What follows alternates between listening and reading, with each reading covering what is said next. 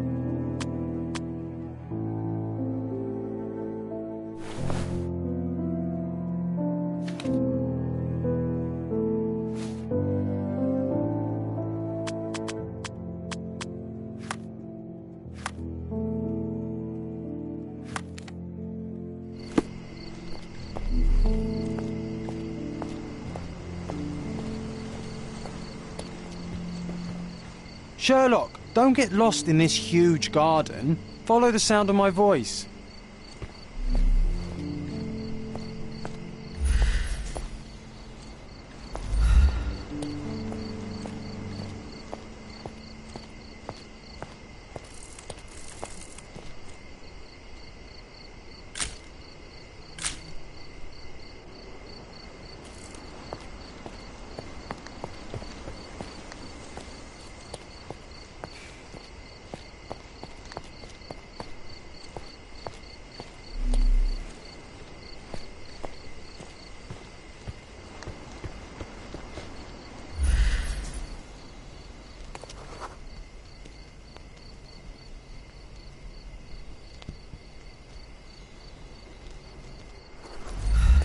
Welcome to Il Palazzo de Lusso, sir.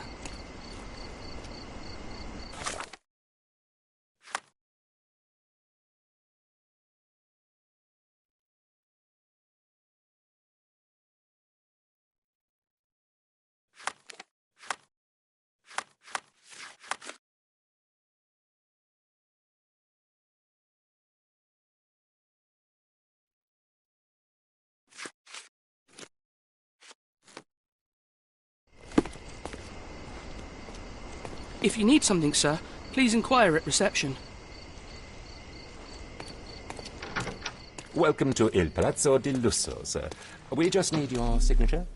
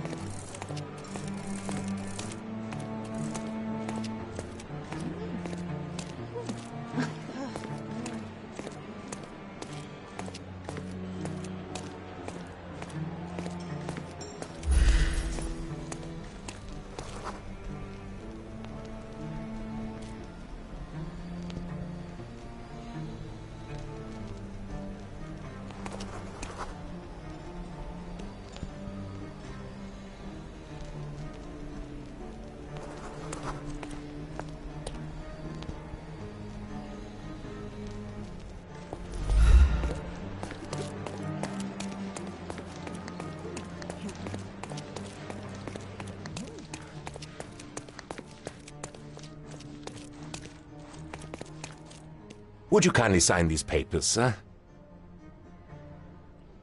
Would you kindly sign these papers, sir?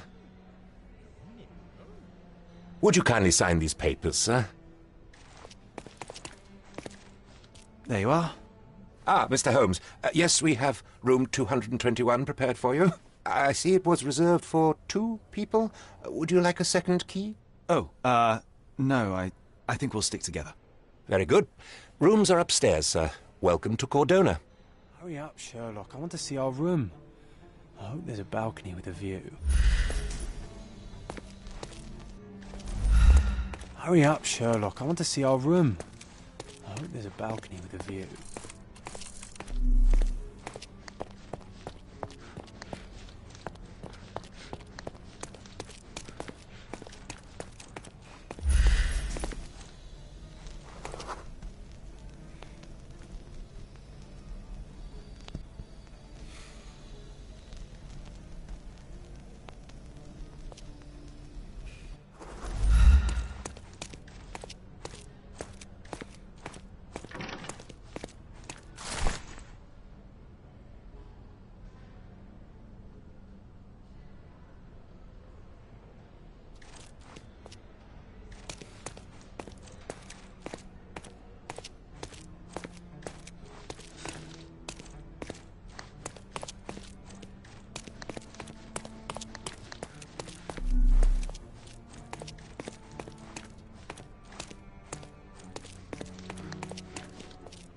Those are the sharp eyes of a man with a bright mind.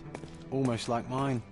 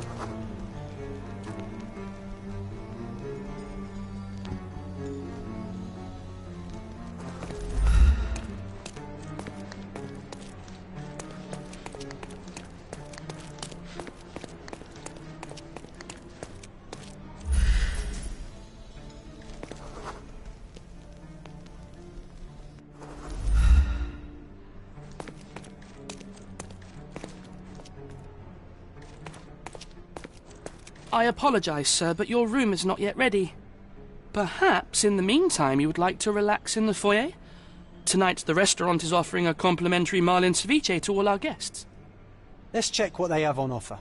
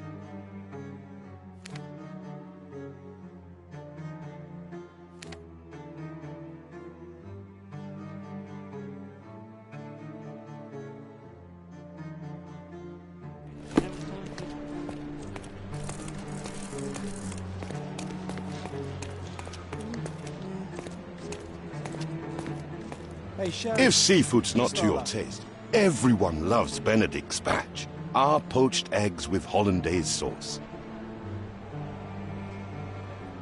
If seafood's not to your taste, everyone loves Benedict's batch. Our poached eggs with hollandaise sauce.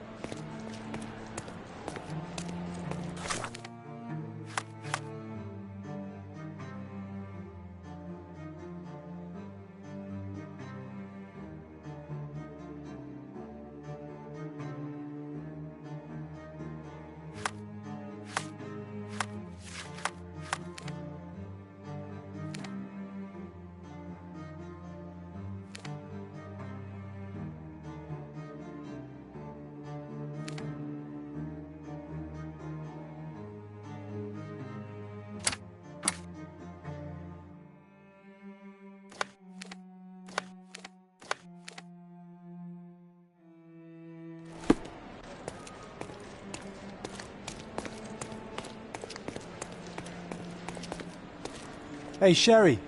Just our luck.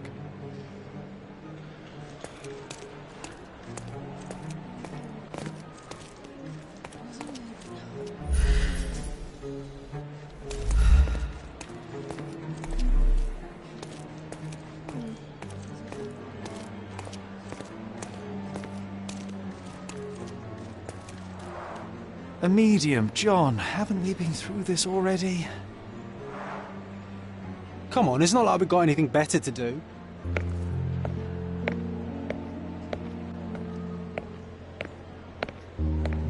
Excuse me, sir, but I believe Mr. Galici is conducting a séance at the moment.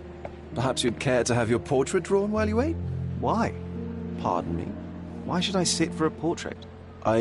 Sir, it's art. It doesn't need a why. It is its own justification. All things require justification, be they objects, systems, or beliefs. How about art as the lens through which we see the truth of the world? That's backward. Truth is not subjective and not complicated. It's just the truth. It either is or it isn't. You do not need a lens to see it, just an open mind. Ha! That seems rather close-minded. Truth, like beauty, is in the eye of the beholder. So tell me, what do you see? Mediocrity.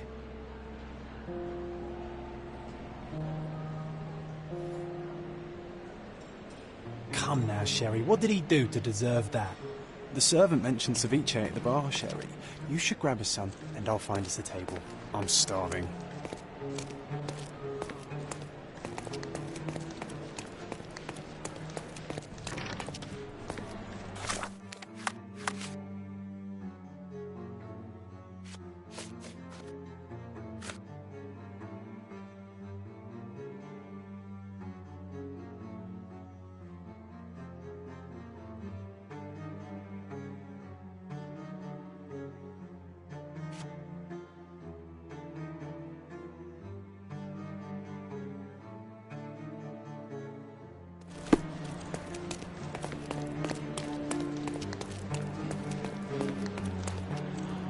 Okay, time to check if John found us a nice table for the evening.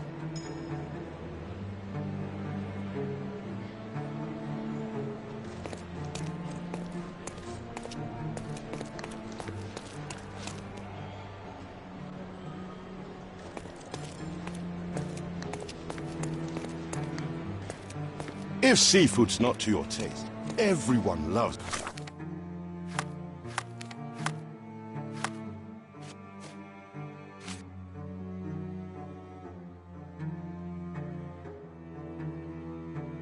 Benedict's batch. Our poached eggs with hollandaise sauce.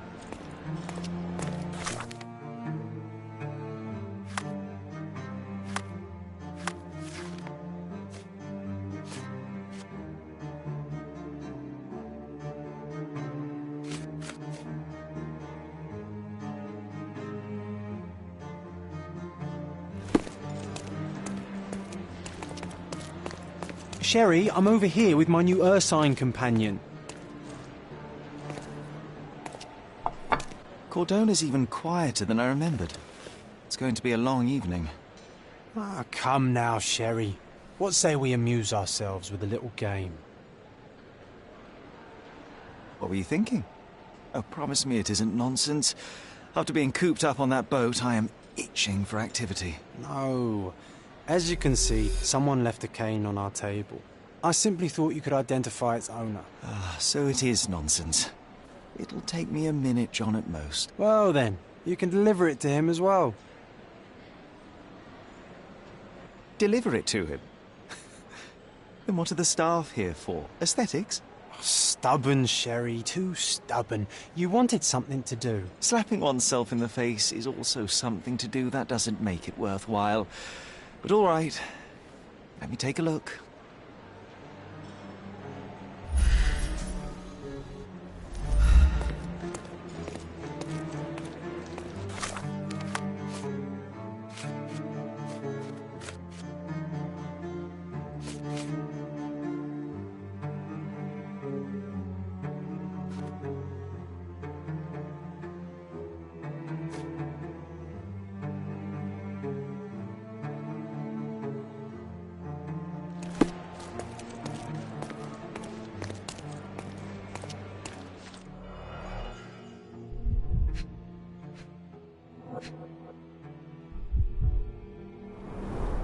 A crest depicting a bulb of garlic in a meadow, perhaps the Fielding family or Meadows, or Craven, from the Old English name meaning garlic place.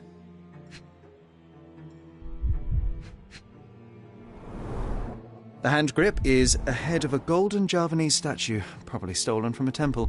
The dents suggest it has been used as a bludgeon.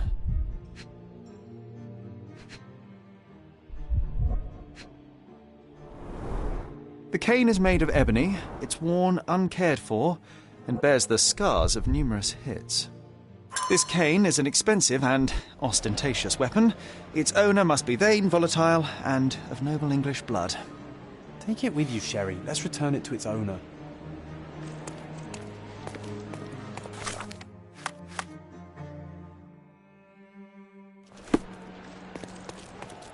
All right, I hope you noted down your observations in your casebook. But how are you going to find this nobleman? The cane itself is not enough. I may have to ask other guests if they saw who was here.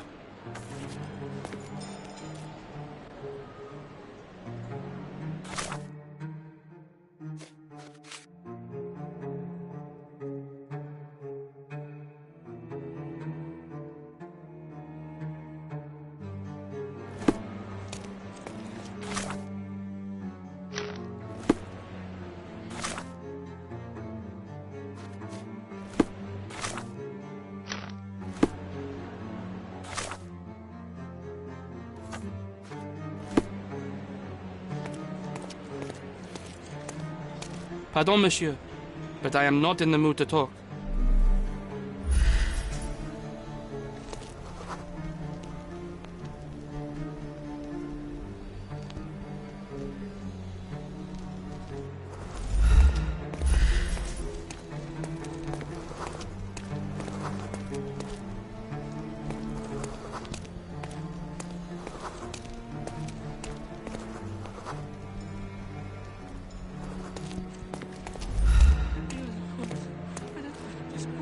Is this familiar to you?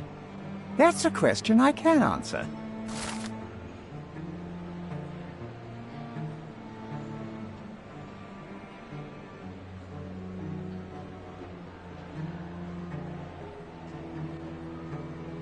Well, even with your keen senses, Sherry, I doubt you'll find the cane's owner on your first try. And would you be confident enough to bet on it, my friend? Why not? Let's see how good you really are.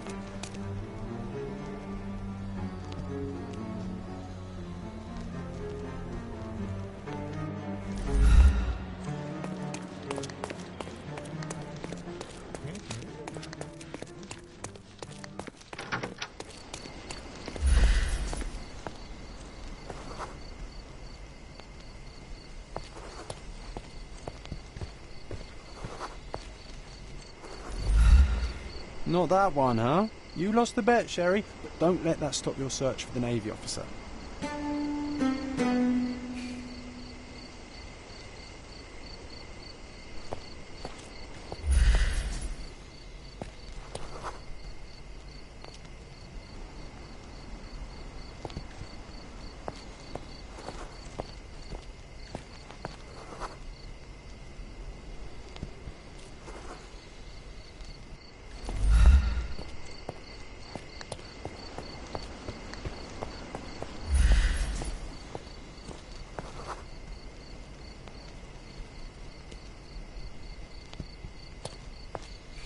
Do you know anything about this? Excuse me? What? I'm not sure I know.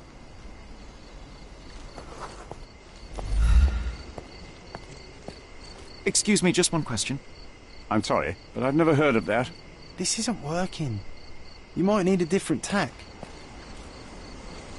Could you help me? Oh, sir, I'm afraid I don't know about that.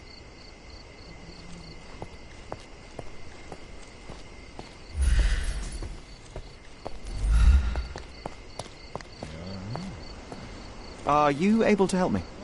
My dear fellow, you're talking to the right man.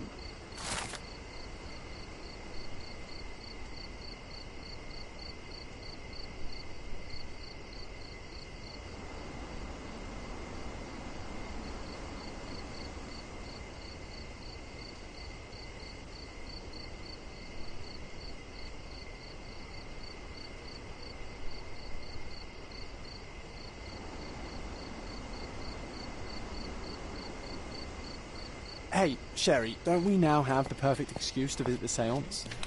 I'm just going to give the cane to its owner. You will not persuade me to take part in this show.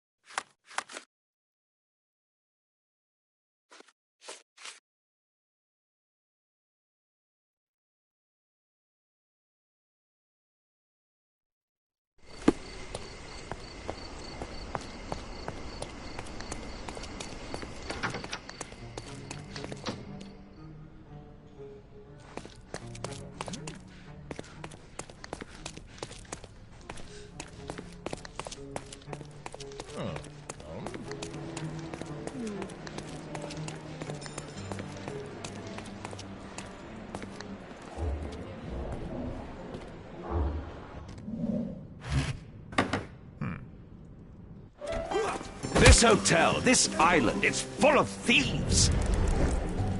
First my cane, now the diamond. Take your hands off me! Do you even know who I am?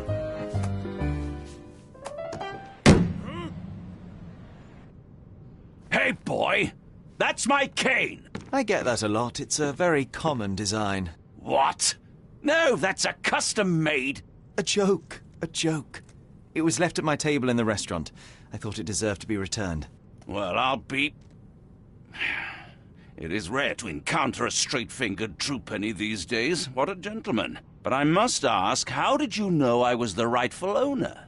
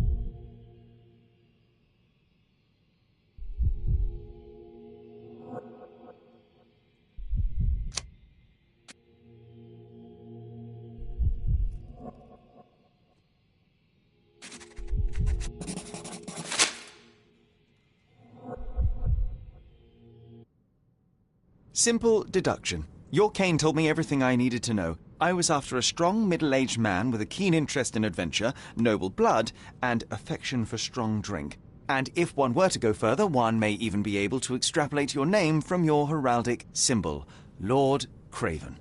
Marvellous. Simply marvellous. That's me, Lord Andrew Craven. You are the real medium. You hear that, Emma? Well, you found my cane. Perhaps you can locate my diamond, too. Yes, you should do it. It will be child's play for you, Mr. Holmes. And if a child can do it, then I'm sure the local police can suffice. The police? Why bother? I know this harlequin stole it. The only question is, where is it hidden? Fine. Give me my stick and I'll resolve the matter myself. This thief almost confessed after a single punch. I suspect a beating may result in answers of questionable veracity. Fine.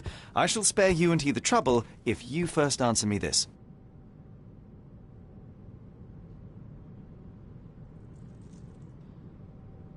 How does a priceless diamond become the subject of a séance? It is an unusual accoutrement. Emma wished to speak with its former owners. My grandfather told us it belonged to a Rajah, an Indian king. So you were summoning long-dead Indian royalty, and, pray tell, you were expecting him to converse in English? To be frank, Mr. Holmes, I don't believe in ghosts. But Emma was fascinated by the idea of meeting a real king, even a dead one. Well, a crown is a crown. Can you describe the stone itself? A yellow diamond, not less than 100 carats, and perfectly egg-shaped. There is not another like it. You insist the medium robbed you during the séance. But what occurred exactly? It was a dirty trick. We were sitting here in the dark, chanting and holding hands, as expected. Then something began to appear from the medium, like a cloud or a bubble. The swindler called it ectoplasm. Ah, yes. Common in the spiritualist trade, and quite the spectacle. Indeed, perhaps too much. My beloved Emma screamed in horror, and I stood to defend her, attacking that cursed ghost. How brave. But my hand hit nothing. The medium jumped away from me, and Emma fainted. I lit the candle, and the diamond was gone.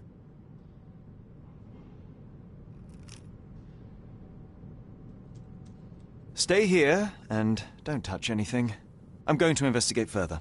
Don't fret. I'll be keeping a close eye on this thief.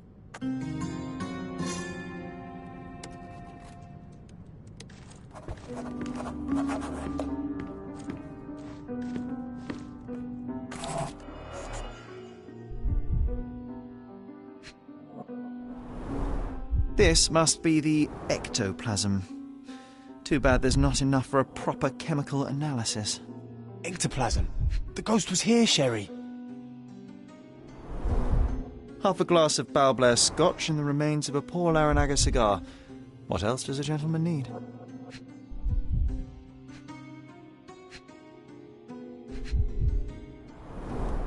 There are light traces of rouge on the edge of this wine glass.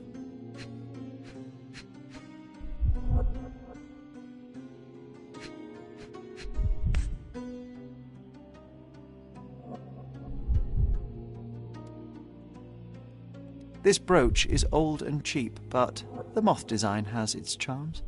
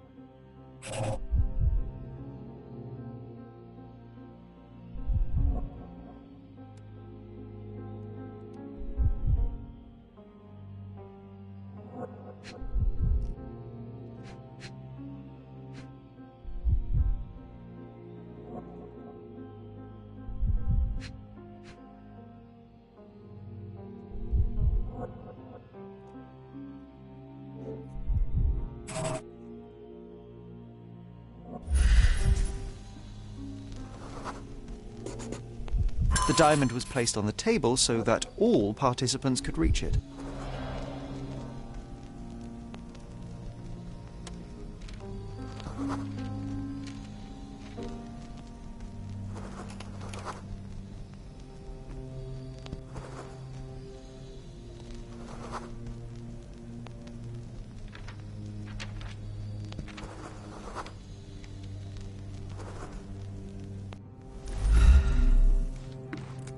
Was this covered on purpose?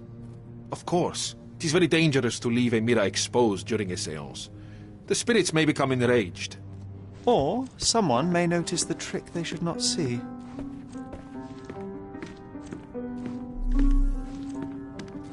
This hefty chair has nearly broken after hitting the wall. Could one man even lift it?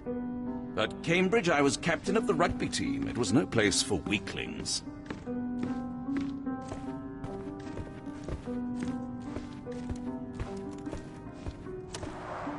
Quite a display for the tremulous visitor. How can you not love this stuff, Sherry? It adds so much atmosphere to the room.